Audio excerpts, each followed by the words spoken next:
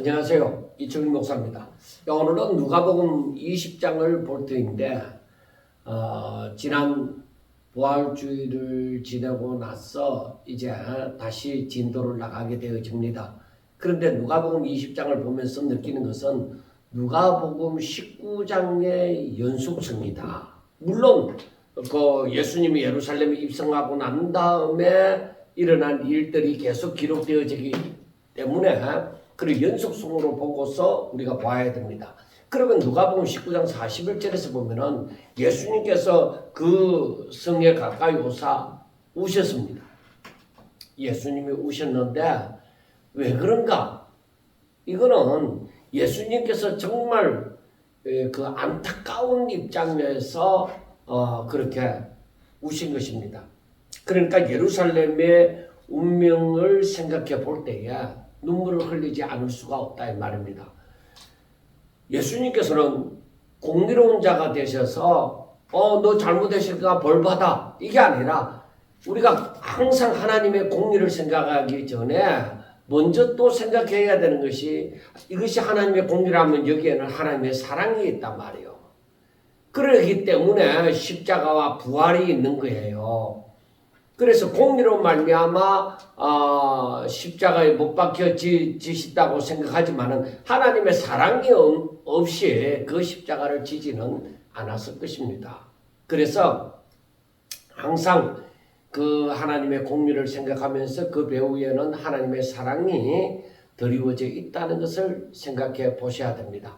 그래서 예수님께서 예루살렘 성에 가까이 오사 우셨습니다. 그 우시면서 하시는 말씀이 너도 오늘 평화에 관한 일을 알았더라면 좋을 뻔하였거니와 지금 내 눈에 숨겨졌도다. 그래 이들이 모른다는 겁니다. 왜 모르겠느냐? 왜 숨겨졌겠느냐? 저들이 이 사실을 알 만큼 저들의 마음이 하나님께로 열려져 있지 않았기 때문입니다. 하나님의 뜻을 깨달을 수 있을 만큼 저들이 하나님께로 열려져 있지 않다는 것입니다. 그러니까 얼마나 안타까운 일입니까? 그래서 너희들이 평화에 관한 일을 알았더라면 하나님과 화목하게 되어지는 일에 대해서 너희들이 알았더라면 얼마나 좋았겠느냐. 그런데 지금 이 일이 너희들 눈에 감겨져 있다는 것입니다. 이들은 마음이 닫혀있기 때문에 완고하여져 있기 때문에 하나님의 소리도 들을 수가 없고 이걸 깨달을 수도 없고 볼 수도 없는 것입니다. 그래 이걸 보면서 제가 가만히 생각하는 것이 무엇이 있느냐.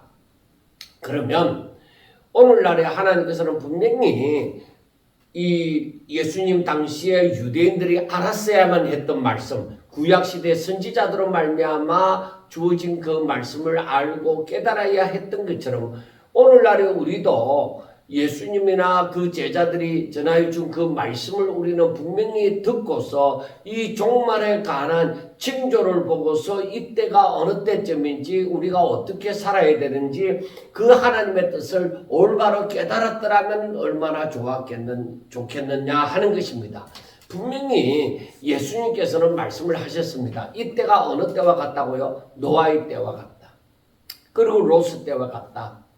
그런데 그 말씀은 사람들이 전부 다 자기 일에 바쁘게 살아간다는 것입니다. 그래서 하나님께서 말씀하신 징조가 임하여도 자기들의 일에 바쁨으로 말미암아 자기들의 판단에 자기들의 생각에 급하다고 하는 거 그리고 바쁘다는 것은 자기를 위하여 살아가는 삶에 있어서 하나님의 뜻을 깨닫지 못하고 자기의 생각을 가지고 가기에 바쁜 것이죠. 그러다 보니까 예수님 당시에 유대인들이 선지자들이 한 말씀을 온전히 깨닫지 못하는 것처럼 오늘날에 성도들이 주님이 하신 말씀이나 제자들이 한 말을 온전히 깨닫지 못하고 바쁘게만 살아갈 수가 있다는 것입니다. 그걸 생각해 볼 때 안타깝다. 그래서 이 마지막에 관한 일이 예수님 당시의 사람들에게나 오늘날 사람들에게나 그 때를 그 때를 향해서 말씀하여 주신 것을 저들이 깨닫지 못하고 있다는 사실이 안타까운 것입니다. 그래서 우리가 이 말씀을 가만히 보면서 그 다음에 43절과 44절에 이르는 말씀은 바로 예루살렘 성에 일어나는 일입니다. 일어나는 일인데 이러한 일이 일어나리라는 것을 분명히 이들이 알았어야만 했습니다. 그런데 보라 날이 이를지라. 근데 그 날이 도둑같이 임한다는 겁니다.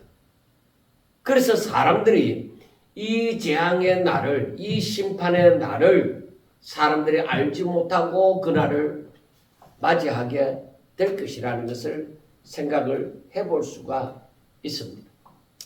그리고 그때 당시에 그 사람들의 영적인 상태가 어떠하냐?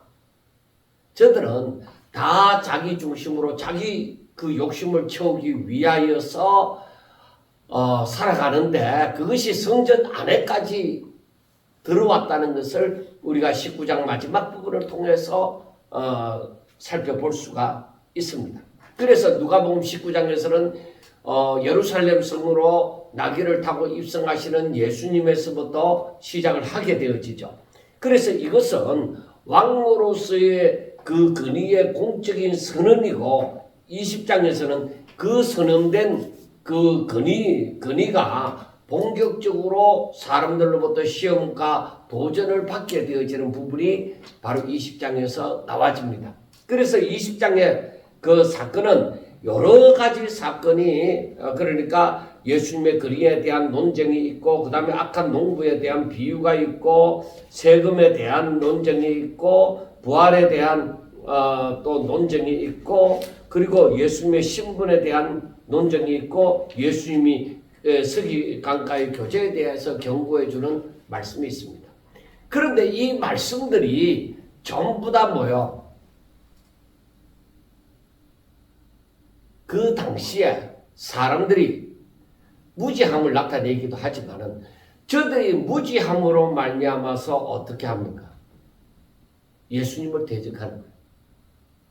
저들이 무지함으로 말미암아서 메시아를 알지 못하고 예수님의 왕되심도 알지 못합니다. 그러니까 예수님을 영접하지도 않는 것이죠. 자, 이걸 보면서 저한테는 계속적으로 드는 생각이 오늘날은 어떠한가? 오늘날은 어떠한가? 이런 생각이 자꾸만 드는 것입니다. 왜?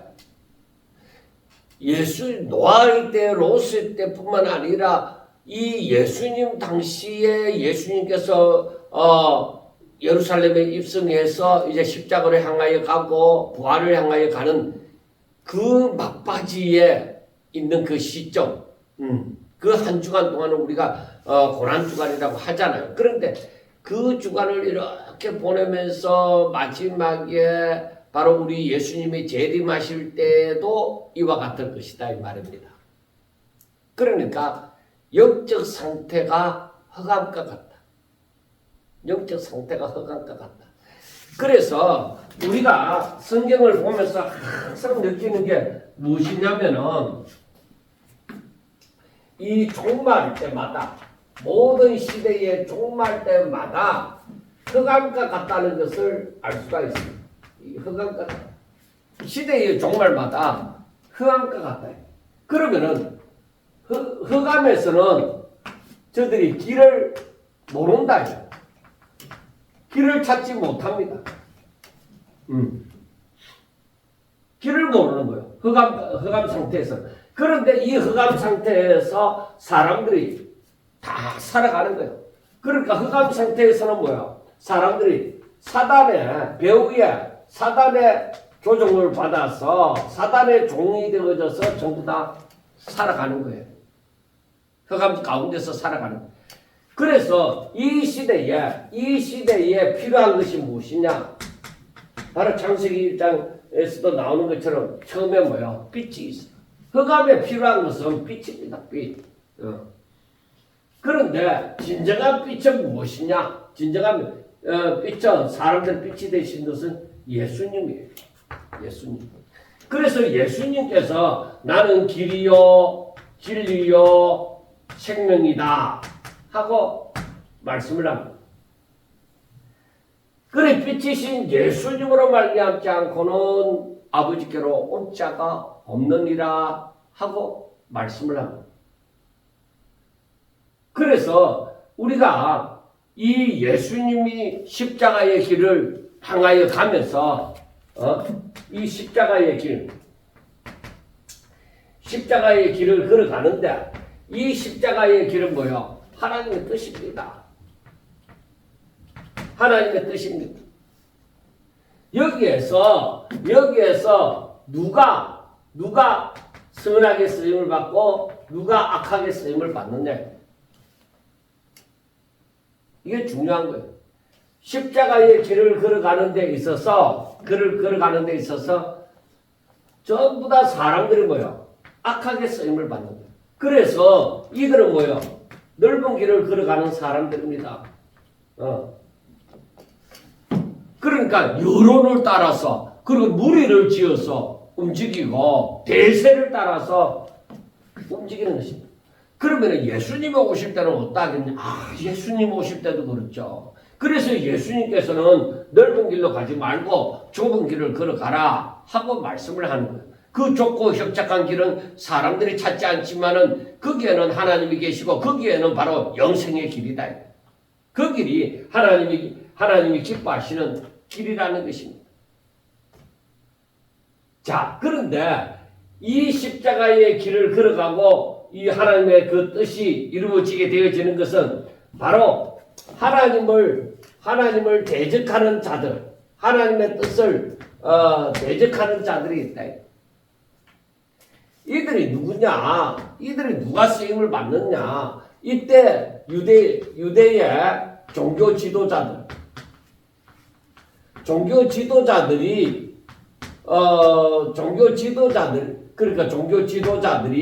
하나님을 대적하고 나서는 거예요. 그러니까 지금 여기에서도 우리가 20장에서도 보는 것처럼 뭐라고 하느냐? 하루는 예수께서 성전에서 백성을 가르치시며 복음을 전하실세.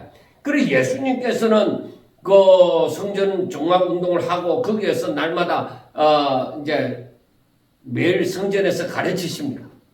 그런데 그때에 대제사장들, 서기관들, 그리고 장로들이 함께 가까이 와서 당신이 무슨 근의로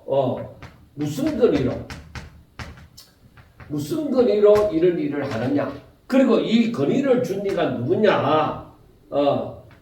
근의를 준 사람이 너의 근의는 어디서부터 흘러나왔느냐? 네가 무슨 근의를 가지고 이렇게 하느냐? 그리고 그렇게 할 수 있는 근의를 준 자가 누구냐? 하고 얘기를 합니다.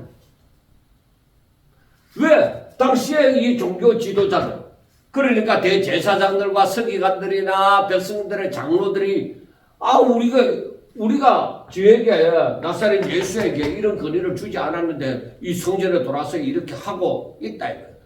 그런데 우리가 알아야 되는 것은 예수님을 따르는 무리들이 있다. 그러니까 이 종교 지도자들의 생각을 따르기도 하지만 지금 현재는 뭐요?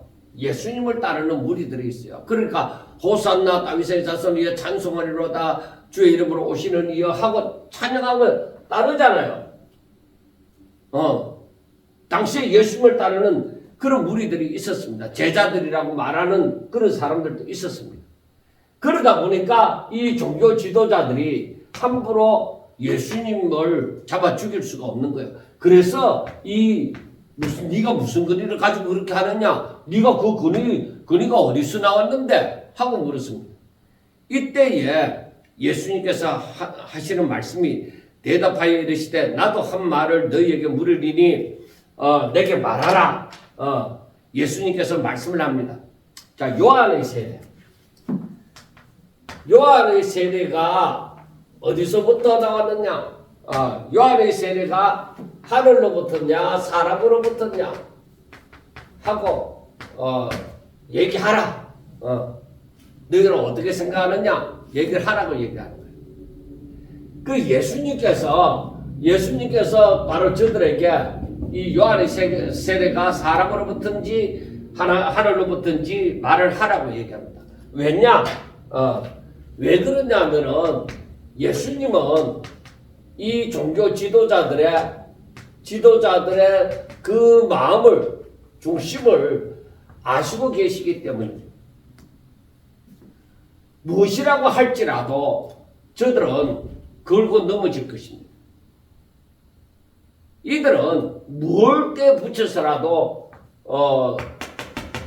바로 예수님을 그리고 앞에서 보면은 19장 47절을 보면 예수께서 날마다 성전에 가르치시니 대제사장들과 서기관들과 백성의 지도자들이 그를 죽이려고 꾀하되 하고 말씀을 합니다. 그러니까 어떤 죽일 방도만 구실만 찾고 있었습니다. 그래서 이 지도자들의 마음을 알기 때문에 이 요한의 세례에 대해서 얘기를 합니다. 왜냐하면 이 세례 요한은 예수님을 바로 하나님의 어린 양, 그러니까 어떤 의미에서는 하나님께서 보내신 자 메시아라고 말을 하고 있기 때문에, 그러면 이 요한의 세례가 어디서부터냐, 하늘로부터냐 사람으로부터냐 이거예요. 요한은 예수님을 하나님의 어린 양으로 그 메시아로 보고 있기 때문에 저들은 말을 조심해서 잘 해야 된다 이 말이에요. 그래서 여기서 저들이 생각하기를 하늘로부터라면 왜 그를 믿지 않았느냐 그렇게 말을 할 것이고, 사람으로부터라고 하면은 사람들이 뭐요? 요한을 이 선지자로 보고 있기 때문에 요한이 그러면은 뭐 사람을 하나님께로부터 오시는 그 말씀을 전하는 것이 아니라 일반 사람이나 똑같다는 말이냐, 뭐 이런 식으로 해서 오히려 이 무리들로부터 공격을 받을 수도 있다 이 말이에요. 그래서 이들이 뭐라고 하느냐? 대답하되 어디로서부터인지 우리가 알지 못하노라 하고 말합니다. 그 종교 지도자들이 뭐라고 하느냐? 알지 못한다. 우리는 모르겠다. 답을 하려고 하니까 애매하다는 겁니다. 그러니까 모르겠다고 대답을 하는 거예요. 그러니까 예수님께서 나도 무슨 권리로 이런 일을 하는지 너희에게 이르지 않겠다. 그렇게 얘기합니다. 그래서 이 말씀을 가만히 보면서 느끼는 것이 무엇이 있느냐? 바로 그들은 정치적인 계산, 자신들이 가지고 있는 근위가 예수님 앞에 무너지는 꼴을 못 보겠다 이겁니다. 그 근위를 지니고 있어야 되겠다는 것입니다. 이걸 여러분 가만히 생각해 보세요. 무섭습니다. 왜? 우리가 분명히 이 세상의 움직임을 보고 깨달아야 될 것이 있습니다. 사람은 누구든지 하나님의 뜻도 생각하지만은 하나님의 뜻보다 사람의 뜻을 더 우선시하고 있는 실정입니다. 그래서 내가 누리고 있는 것, 이거 뺏기고 싶어 하지 않습니다. 하나님의 뜻을 위하여, 하나님의 영광을 위하여 내 모든 것 내려놓고, 그 힘듭니다. 이 종교 지도자들도 그거 내려놓지 못하겠는 거예요. 예수님이 이렇게 성전에 돌아서 성전의 중심은 자기들이라고 생각하는데, 이 예수님이 한낱 그 나사렛에서 이름도 모를 그 사람이 나타나서 이렇게 세상을 어지럽히고 또 성전에 돌아서 장사하는 사람들의 상을 뒤엎으시고 그 가운데서 또 백성들을 가르치니까 사람들이 저렇게 따르고 있다 이 말이에요. 그러니까 자기들의 위신이 싹 내려앉는 것 같다 이 말입니다. 그러니까 자기들이 감당하기 힘든 거죠. 그래서 예수님의 그 거리에 자기들이 무너지고 싶지 않습니다. 그러니까 어찌하든지 자기들이 더 강하다는 것을 나타내고 싶어 합니다. 그래서 어찌든지 예수님을 잡아 죽이려고 하는 것입니다. 여러분, 이걸 보면서 깨달아야 됩니다. 마지막 때는 악한 세력들이 분명히 들고 일어나서 선한 세력들을 짓밟고자 하는 것입니다. 아니, 앞으로가 아니라 사람이 사는 세상에서는 계속적으로 그렇게 해온 것 같습니다. 자, 그러고 나서 예수님께서 비유를 말씀을 하십니다. 악한 농부의 비유를 합니다. 9절부터 보면은 그가 또 이 비유로 백성에게 말씀하시기 시작하시니라. 그러니까 유대 종교 지도자들의 그 질문에 대해서는 답을 하지 않았습니다. 무슨 근인지, 그 근이가 어디로부터 났는지 예수님이 말씀하셔도 저들은 그걸 갖고 허점을 잡아서 만약에 하늘로부터 임하였다, 그렇게 내가 메시아다 그렇게 얘기하시면 참나마도다 하고 당장에 덤벼들었을 것입니다. 근데 이게 바로 지혜이죠. 하나님의 뜻이 분명히 여기에 깃들여져 있습니다. 저들은 왕으로 임하신 그 예수님이 처음부터 꼴보기 싫은 거예요. 아니, 요번에 예루살렘에 입성하기 전부터 이들은 예수님이 이렇게 예수님을 따르는 무리가 있다는 것에 대해서 싫어했습니다. 자, 그 다음에 이 비유를 말씀하시는데 보면 한 사람이 포도원을 만들어 농부에게 세로 주고 타국에 가서 오래 있다가 때가 이름에 포도원 소출 얼마를 바치려고 한 종을 농부들에게 보내니 농부들이 종을 몹시 때리고 그저 보내었거늘 하고 말씀을 합니다. 자, 여기에서 이 포도원 비유는 이제 여러 번 성경에서 나옵니다. 나오는데 거의 같은 입장이기도 합니다. 자, 이 포도원을 만들어서 이제 농부들에게 맡겨놓고 주인은 떠났습니다. 그래서 오래 있다가 돌아와서 그 결산을 하고자 합니다. 근데 종을 보냈는데 이 농부들이 이 종을 때리고 보냈습니다. 아무 소출도 그 손에 쥐어주지 아니하고 보냈습니다.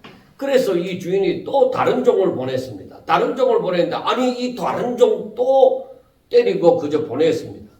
세 번째로 종을 또 보냈는데 또 이 종을 때리고 그저 보냈습니다. 그래서 포도원 주인이 안 되겠다. 이제 내가 아들을 보내면은 이제 아들은 저들이 잘 대하여 주지 않겠나 그렇게 생각을 하고 보냈습니다. 보냈더니 이 농부들이 이 아들은 상속자니까 우리가 이 아들을 죽이고 그가 받을 그 유산을 우리 것으로 만들자 그렇게 한 것이죠. 그래서 이 아들을 포도원 밖에서 내쫓아서 죽였습니다. 그래서 예수님이 물었습니다. 자, 그러면은 포도원 주인이 이 농부들을 어떻게 하겠느냐 했을 때에 와서 그 농부들을 진멸하고 포도원을 다른 사람에게 주리라 하고 말씀을 합니다. 그러니까 심판이 농부들에게 있을 것이다 하고 말씀을 합니다. 그런데 이때에 그 16절 마지막에 보면 사람들이 듣고 이러되 그렇게 되지 말지어다 하고 얘기를 하는 거예요. 그러니까 이제 이 사람들이 이게 무슨 의미인지 예수님께서 지금 무슨 말씀을 하시는지 알았거든요. 알았기 때문에 절대로 그렇게 되면 안 된다. 바로 그 말입니다. 결코 그런 일이 일어나서는 안 된다 하고 얘기하는 거예요. 그런데 예수님의 말씀에 대해서 귀를 기울이고 진짜 저런 일이 일어나면 안 되는데 그럼 우리가 어떻게 해야 되지? 자기들에 관한 말씀인 줄 알았으니까 우리가 어떻게 해야 되지? 그리고 19절에 보세요. 서기관들과 대제사장들이 예수의 이 비유는 자기들을 가리켜 말씀하심인 줄 알고 즉시 잡고자 하되 백성을 두리고 하더라. 그렇게 말씀을 하잖아요. 그러니까 이들이 이 의미가 무엇인지는 알았잖아요. 알았는데 저들의 해결 방법은 뭐예요? 예수님을 죽이고자 하는 거예요. 그밖에 없어요. 그래서 이 말씀을 가만히 보면서 야, 이거 참 무섭다. 무섭다. 뭐가 무섭냐? 내가 무섭다. 내가 어떤 마음을 먹느냐? 이게 진짜 무섭다. 한번 보세요. 주인이 포도원을 이제 먼 길을 떠나면서 포도원을 농부들에게 맡겼습니다. 그런데 많은 시간이 흘렀습니다. 그래서 결산을 보고자 종들을 보냈습니다. 종들을 보냈는데 이 농부들은 종들을 때리고 그저 보냈습니다. 그런데 이 주인이 종들을 두 번째, 세 번째로 보내도 안 되겠다. 그래서 그러면 내가 아들을 보내면은 저들이 종대하지 않겠느냐, 종대하리라 하고 생각을 한 거예요. 아들을 보내는데 아들은 어떻게 하느냐? 포도원 밖에서 잡아 죽여버리십니다. 그러면은 주인이 어떻게 하겠느냐? 주인이 이런 일이 있으면은 어떻게 하겠느냐? 그래서 여기 이 성경에서 말씀하는 것은 뭐라고 얘기하느냐면은 농부들을 진멸하고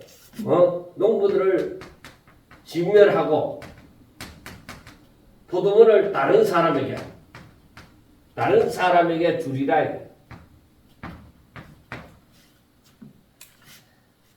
여러분, 저는 여기서 뭘 생각해 보느냐면은 이 농부들에게 포도원을 맡겼잖아요. 그러면은 이것은 뭐예요? 농부들이 살아갈 수 있다. 살아갈 수 있도록 해주신 거예요. 먹고 살아갈 수 있도록 해주신 거예요. 그러면은 여기에 분명히 알아야 되는 건 주인의 은혜를 알아야 됩니다. 은혜를 알고 감사하고 충성함이 나와야 되잖아요. 그런데 이 농부들은 이런 자기들이 살아갈 수 있도록 일을 맡겨준 것에 대해서 그 은혜에 대해서 감사나 충성이 없습니다. 여기에서 많은 시간이 흘렀다.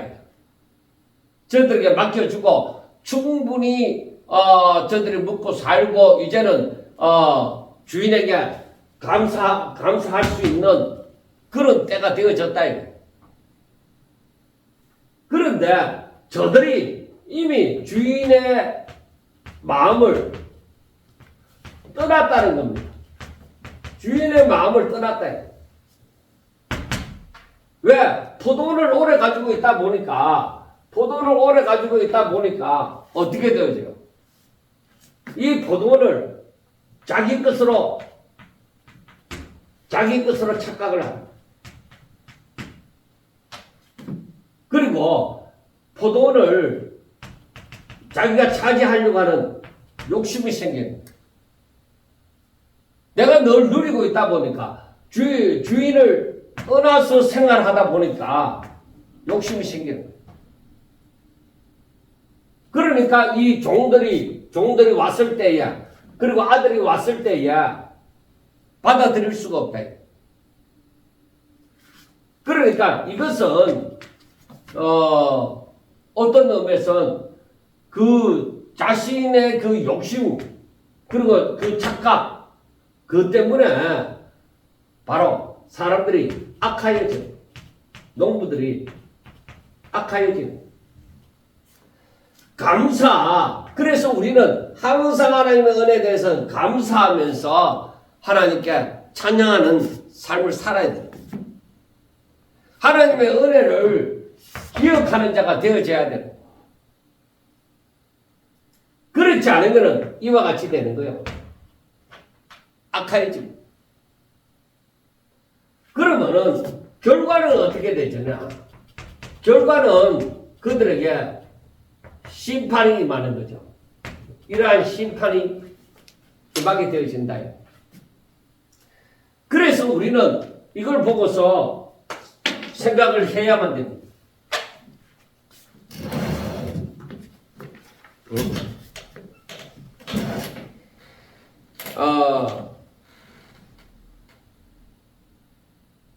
그들이 잘못 살았다.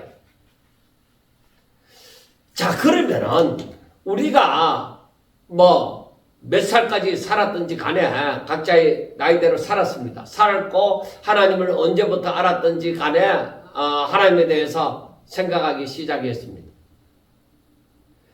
그런데 우리가 하나님의 은혜를 알고 하나님의 뜻을 깨닫고 하나님을 향한 그 감사와 충성도가 어느 정도 됩니까?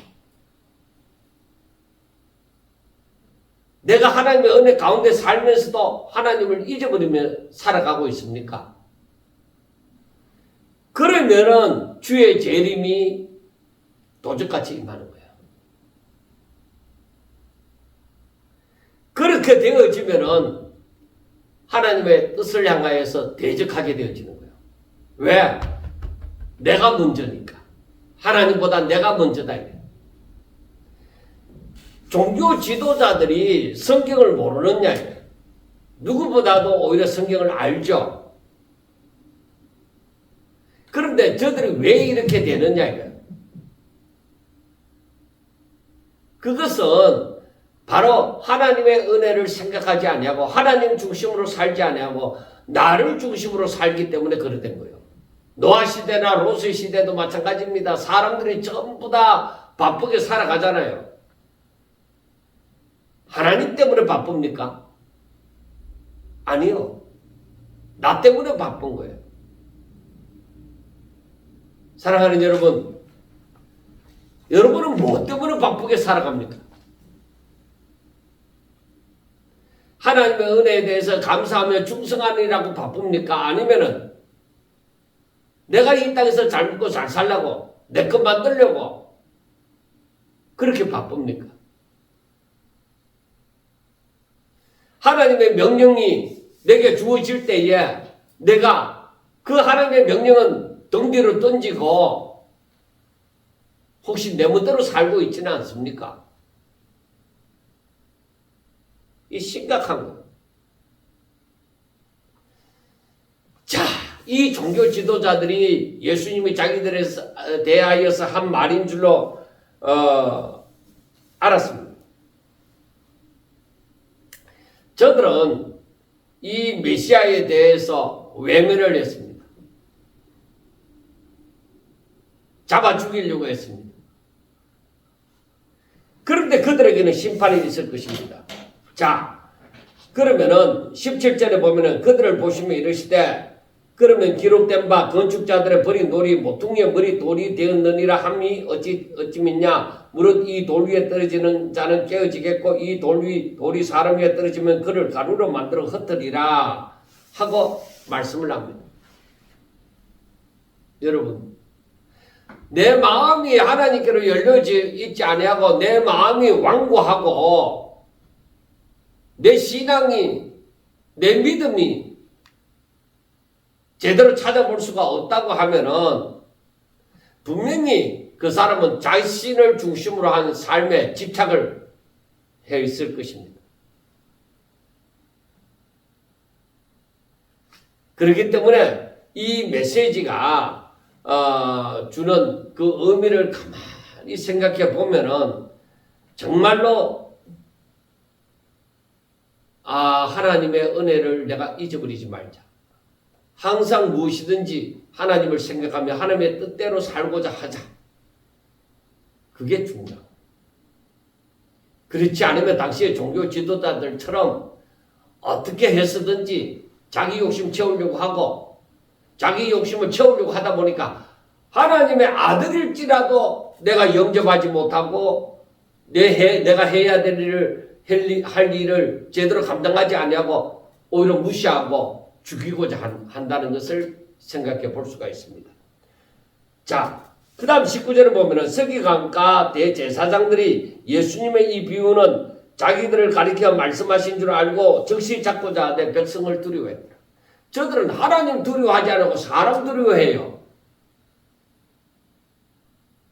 오늘날에도 마찬가지입니다. 하나님을 믿는다고 하는 사람들이 하나님을 두려워할 줄 알아야 되지 오히려 사람 두려워하는 거예요.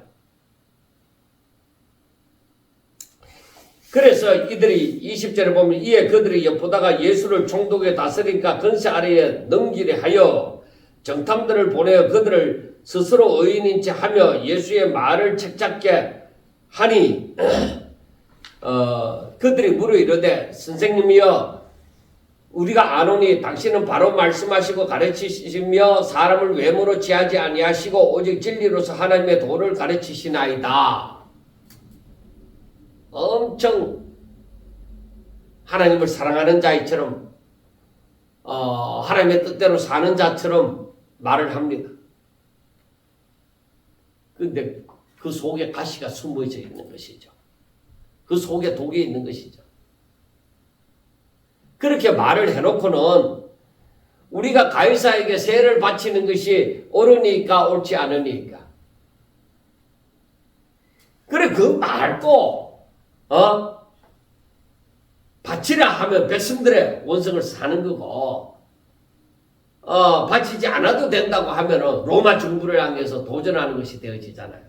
그래 예수님께서 23절에 보면 예수께서 그 관계를 아시고 이러시되 데나리온 하나를 내게 보이라. 누구의 형상과 글이 여기 있느냐? 대답하되 가이사의 것이니이다. 이러시되 그런즉 가이사의 것은 가이사에게 하나님 것은 하나님께 바치라 하시니 그들이 백성 앞에서 그의 말을 능히 책잡지 못하고 그의 대답을 놀랍게 여겨 침묵하니라. 여러분 가소롭다는 단어가 생각이 납니다. 저들이 예수님에게서 흠을 잡으려고 분명히 뭔가 흠을 잡을 수 있을 것 같은데 저 정도가 되면 흠을 잡을 수 있을 것 같은데 그래 그 흠을 잡으려고 아무리 노력해도 그 흠이 안 잡힌다는 겁니다. 예수님은 이미 저들의 중심을 다 보시고 계시고 해답도 다 가지고 계십니다. 그러니까 사람들이 감히 예수님의 흠을 잡지 못하는 거예요. 그래서 그래도 사람들을 이렇게 예수님의 흠을 잡으려고 이 종교 지도자들이 사람을 보낼 때는 제법 똑똑하고 말 잘하는 사람을 보내지 않았겠습니까? 그런데 흠을 잡을 수가 없어. 그러니까 이것은 꼭 넘어진다. 이 말에는 꼭 넘어진다. 그래서 가이사에게 세금을 바치는 것이 옳으니까 옳지 않으니까 하고 물었는데 아니 예수님은 가이사의 것은 가이사에게 바치라 하나님 것은 하나님께 바치라 그렇게 말하니까 사람들이 그 대답을 듣고 놀랍게 와 대단하다. 사랑하는 여러분 그 지혜가 어떤 책에서 나왔겠습니까? 지혜가 부족하거든 구해 주시는 하나님 앞에 구하는 것입니다. 하나님께로부터 말미암은 지혜는 우리 사람들이 감당할 수 없을 정도로 놀라운 지혜입니다. 그래서 이걸 보고서 앞으로 닥칠 이 세상에 환란이 닥친다고 하면은 그래 두려워하지 말자. 하나님의 종이라면 무조건 하나님의 이름을 위하여 말하고 행동하자. 내가 붙잡혀 갈지라도 내가 어떤 고난을 당할지라도 하나님의 편에 서서 하나님의 이름을 부르자. 그러면 하나님이 하시리라. 이 말씀을 보고 오히려 더욱더 그러한 용기를 갖게 되어졌습니다. 당시의 종교 지도자들이라고 하는 사람들은 이렇게 예수님을 잡으려고 별의별 짓을 다 합니다. 자, 그 다음에 27절부터 보아요. 부활이 없다고 주장하는 사두개인 중 어떤 이들이 와서 물어 이르되 선생님이여 모세가 우리에게 써주기를 만일 그 어떤 사람의 형이 아내를 두고 자식이 없이 죽으면 그 동생의 아내를 취하여 형을 위하여 상속자를 세울지니라 하고 말씀을 합니다. 그때 당시에는 대를 잇는다는 것, 후손, 대를 이어 이것이 굉장히 중요하게 여겼습니다. 그런데 우리나라에도 형사치수라는 것이 있었죠. 그것이 있었는데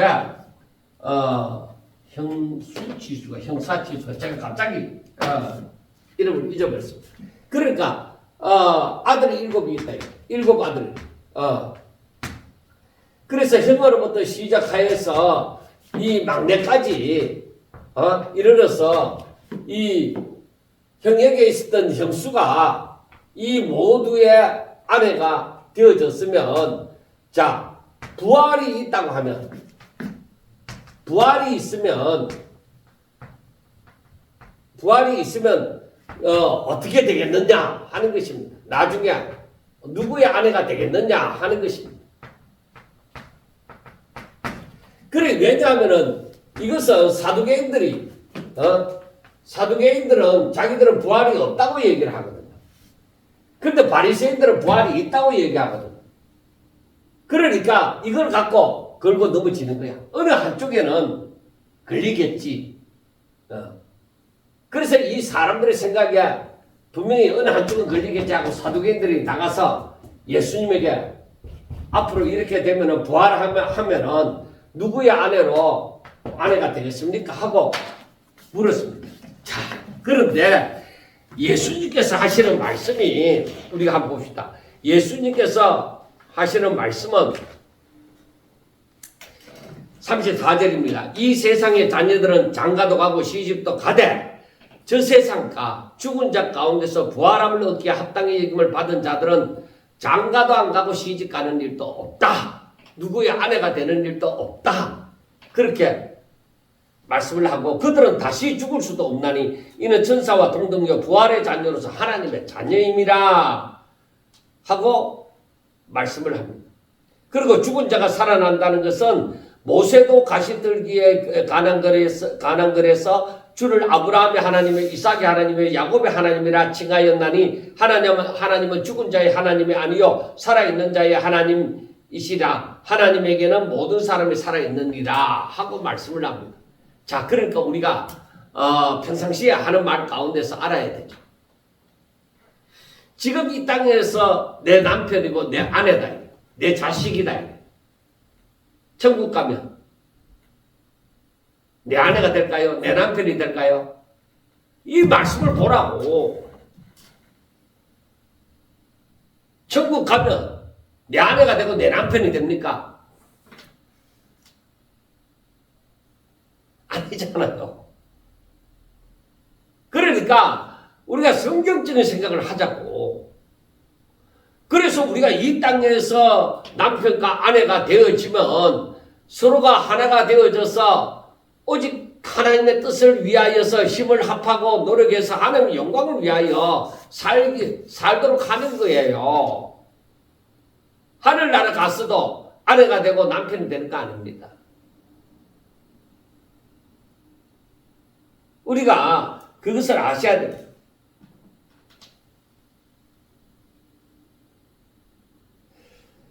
그래서 이제 사두개인들이 완전히 이 말을 듣고 다른 질문을 할 수가 없죠. 이거는 분명히 넘어진다. 그렇게 생각했는데 예수님은 부활하면 누구의 아내가 아니다. 그렇게 말씀을 합니다. 장가가고 시집가는 일이 없다. 그렇게 말씀을 한 거죠. 자, 그래서 여기에서 보면은 39절을 보면은 서기관 중 어떤 이들이 말하되 선생님 잘 말씀하셨나이다 하니 그들은 아무것도 감히 더 물을 수 없습니다. 그러니까 부활이 있다고 하는 편에서는 예수님이 말씀을 잘한 것이 되어지죠. 사두개인들은 부활이 없다고 얘기하는 거예요. 그런데 예수님은 누구의 편을 들어주고자 하는 것이 아닙니다. 이들이 성경을 알 때 진정한 올바로 성경을 깨달은 것이 아니라는 것입니다. 오늘날에도 마찬가지입니다. 오늘날에도 자기 마음대로, 자기 보기 좋은 대로, 자기 생각하기 좋은 대로 성경을 해석해서는 안 됩니다. 정말로 하나님 뜻이 무엇인가 올바로 깨닫는 것, 이것이 정말 너무나도 중요하다는 것입니다. 자, 그런 부분이 또 있습니다. 41절에서부터 보면은 예수께서 그들에게 이르시되 사람들이 어찌하여 그리스도를 다윗의 자손이라 하느냐. 시편에 이건 시편 110편을 두고 말합니다. 다윗이 친히 말하였으되 주께서 내 주께 이르시되 내가 너 원수를 내 발등상으로 삼을 때까지 내 우편에 앉았으라 하셨도다 하고 말씀을 합니다. 그래 이 시편 110편을 보면은 우리가 마태복음 1장에서도 나오는 것처럼 아브라함과 다윗의 자손 예수 그리스도의 세계라.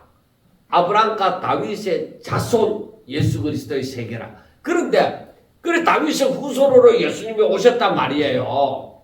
그러니까 호산나 찬양할 때도 그때도 다윗의 자손으로 오시는 이여 하고 말씀을 한 겁니다. 그런데 다윗은 시편 110편에서 그 예수님을 주라고 말씀을 한 거예요. 그래서 44절에 그런즉 다윗이 그리스도를 주라 칭하였으니 어찌 그의 자손이 되겠느냐 하고 얘기를 했습니다. 이것은 인간적인 측면에서는 육신을 가진 인간적인 측면에서는 메시아가 다윗의 자손으로 오신다고 말을 했습니다. 그러나 이 다윗이 주라고 칭하면 바로 인간적인 측면이 아니라 바로 신적인 측면, 영적인 측면에서 말씀을 한 것입니다. 그러니까 이것 또한 종교 지도자들이 그것을 제대로 이 말씀을 제대로 깨닫지 못하였다는 것을 얘기를 해주고 있는 것입니다. 그리고 예수님은 메시아라는 것이죠. 그래서 예수님이 마지막으로 하시는 말씀이 모든 백성이 들을 때 45절입니다. 모든 백성이 들을 때 예수께서 그 제자들에게 이르시되 긴 옷을 입고 다니는 것을 원하며 시장에서 문안받는 것과 해당의 높은 자리와 잔치의 윗자리를 좋아하는 서기관들을 삼가라. 이 모습은 바로 뭐예요? 외식하는 자. 제자들에게 외식하는 이 바리새인들의 외식을 주의하라 하고 앞에서도 그러니까 11장에서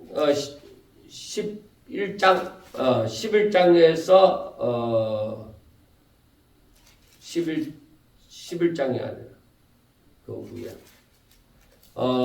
바리새인들의 외식에 대해서 11장에서 말씀하시고 12장 1절에서 그동안에 무리 수만 명이 모여 서로 밟힐 만큼 되었더니 예수께서 먼저 제자들에게 말씀하여 이르시되 바리새인들의 누룩 곧 외식을 주의하라 하고 말씀을 하는 것입니다. 그리고 마지막 47절에서는 그들은 가부의 가산을 삼키며 외식으로 길게 기도하니 그들이 더 엄중한 심판을 받으리라 하고 말씀을 합니다. 그래서 결론적으로 예수님께서 말씀하는 것이 외식입니다.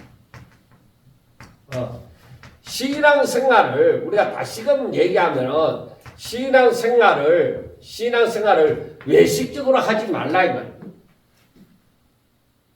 그래 이 말씀은 뭐냐? 진실로 너희들이 마음을 담아서 진실로 하나님을 사랑하고 이웃을 사랑하라 이 말입니다. 진실로 너희들이 하나님을 제대로 믿으라. 그러면 이걸 깨닫게 되어집니다. 진실로 하나님을 믿으면은 내가 뭔가 마음과 뜻과 힘을 다해서 하나님을 사랑해야 되구나 하는 것을 알게 되어집니다. 이걸 깨닫게 되어지는 거예요. 그리고 내가 진짜 하나님의 사랑으로 이 이웃을 사랑해야 되구나 이게 느껴지는 거예요.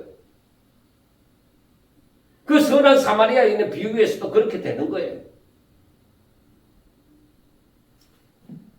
여러분, 그러니까 예수님께서 하시는 말씀은 이 마지막 십자가의 길을 걸어가면서 부탁하는 말씀이 뭐예요? 너희들은 외식하는 서기관들과 같이 그렇게 신앙생활 하지 말아야. 너희들 신앙이 외식하는 자와 같지 않기를 바란다는 것입니다. 그래서 우리가 이 말씀을 가만히 생각하면서 느끼셔야 됩니다. 예수님이 지금 십자가의 길을 걸어가고 있습니다. 유언과 같은 말씀을 지금 하시는 거예요. 그리고 지금 이 20장에서는 이 종교 지도자들이 예수님을 향해서 대적하는 모습이 보여집니다. 그 가운데서 예수님은 무너지지 않았습니다. 지금까지도 처음 시작부터 지금까지도 무너지지 않았고 지금도 무너지지 않았습니다. 오히려 그들에게 제자들에게 자기를 따르는 무리들에게 하는 말이 바로 너희들은 외식하는 서기관들과 같이 그런 거 좋아하지 마라. 그렇게 신앙생활 하지 마라. 그래 그 말은 바로 뭐예요? 진실로 하나님을 사랑하고 진실로 이웃을 사랑하라. 그래서 예수님께서 말씀하시는 바로 주시는 새 계명이 뭐라고요? 너희들 서로 사랑하라. 서로 사랑하라.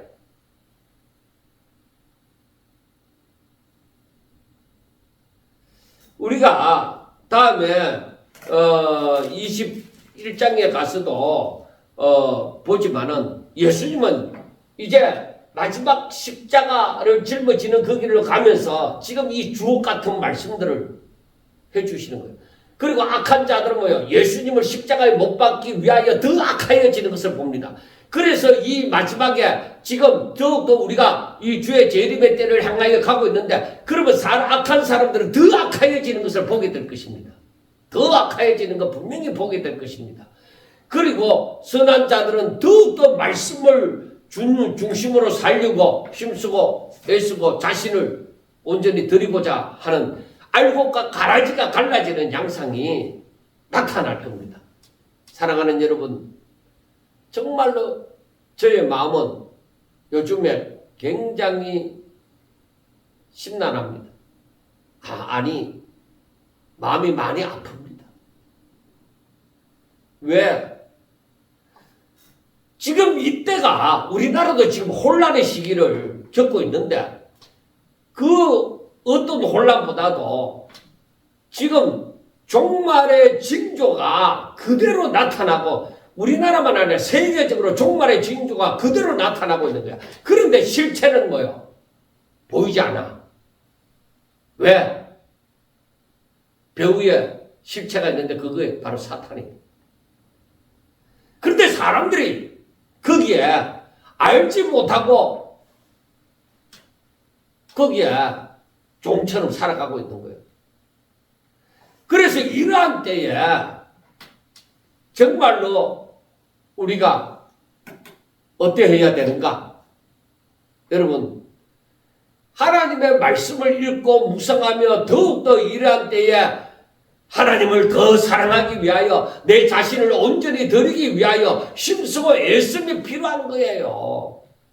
이러한 때에 더욱더 주의 마음을 품고 주와 함께 살기를 바라는 그런 사람이 되셔야만 되는 거예요. 여러분, 외롭더라도 너무 외로워하지 마세요. 우리 하나님이 함께 하십니다. 세상 끝날까지 내가 너희를 고아와 같이 버려두지 아니하시리라고 말씀하셨으니 우리 예수님처럼 하나님의 말씀으로, 하나님의 뜻으로, 하나님이 주신 지혜로 이 세상을 이겨나가는 자. 너희가 세상에서 환난을 당하나 담대하라. 내가 세상을 이겨노라는 그 말씀을 부여잡고 오직 주 안에서 예수 이름으로 이 세상을 이겨나가는, 믿음을 지켜나가는 승리자가 다 될 수 있기를 주의 이름으로 축원합니다. 감사합니다.